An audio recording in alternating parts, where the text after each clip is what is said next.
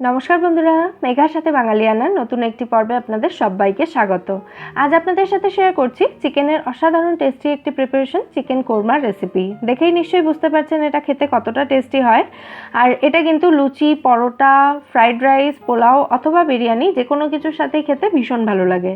খুব সোজা একটা রেসিপি, চলুন রেসিপিটা দেখে নেওয়া যাক। প্রথমে আমি এখানে 750 গ্রাম মতো চিকেন পিসেস নিয়েছি।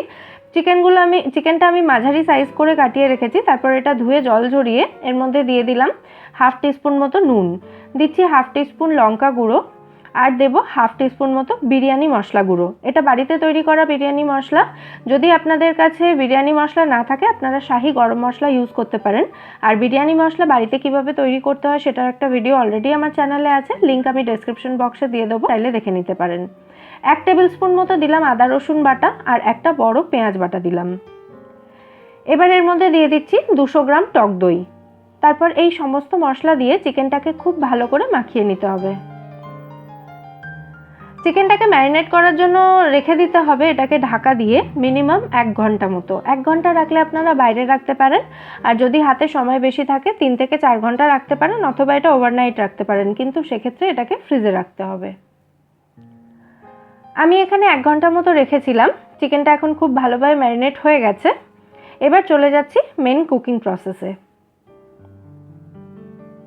এখানে দেখুন একটা কড়াই গরম করে আমি তার মধ্যে 4 টেবিল স্পুন মতো রিফাইন্ড অয়েল দিয়েছি।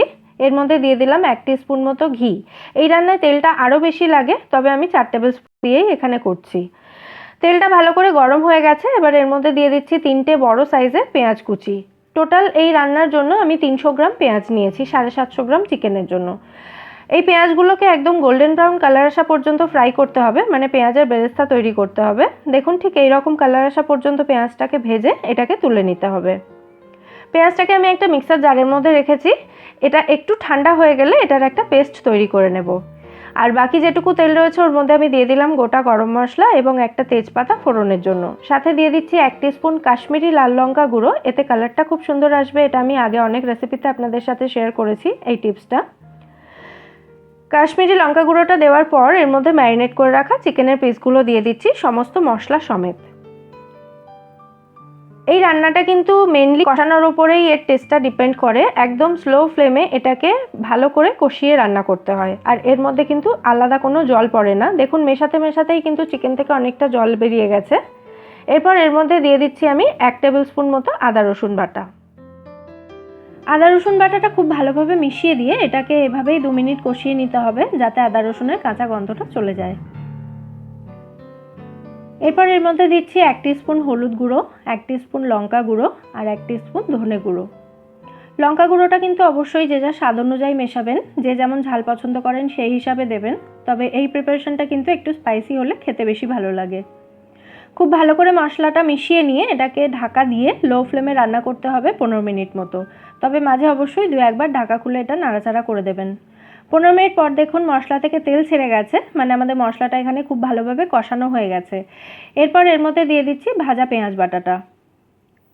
আর এই ভাজা পেঁয়াজ বাটাটার জন্য এই রান্নায় এমনি একটা মিষ্টি মিষ্টি ভাব চলে আসবে, সেই জন্য আমি আর আলাদা করে চিনি দিচ্ছি না। তবে আপনারা টেস্ট করে যদি মনে হয় একটু চিনি দিতে পারেন। স্বাদ অনুযায়ী নুন দিয়ে দিলাম, আর দিচ্ছি হাফ টিস্পুন মতো গরম মশলা গুঁড়ো।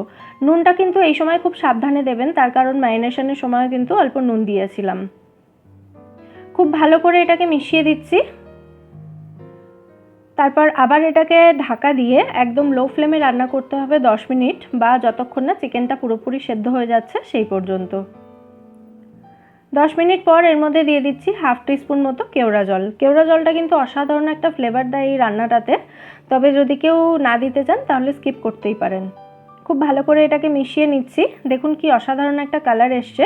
এবার গ্যাসের ফ্লেমটা অফ করে দিয়ে এটাকে ঢাকা দিয়ে 2 মিনিট স্ট্যান্ডিং টাইমে রাখলেই কিন্তু আমাদের চিকেন কোরমা একেবারে রেডি হয়ে যাবে সার্ভ করার জন্য।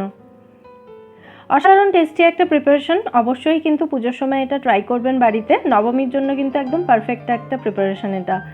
আর আমায় জানাবেন এই রেসিপিটা আপনাদের কেমন লেগেছে। রেসিপিটা ভালো লাগলে লাইক এবং শেয়ার করবেন, এবং প্লিজ আমার চ্যানেলটা সাবস্ক্রাইব করে নেবেন যদি এখনও না করে থাকেন। ফিরে আসবো নতুন কোনো রেসিপি নিয়ে। সবাই সুস্থ থাকবেন, ভালো থাকবেন এবং সবাইকে ভালো রাখবেন।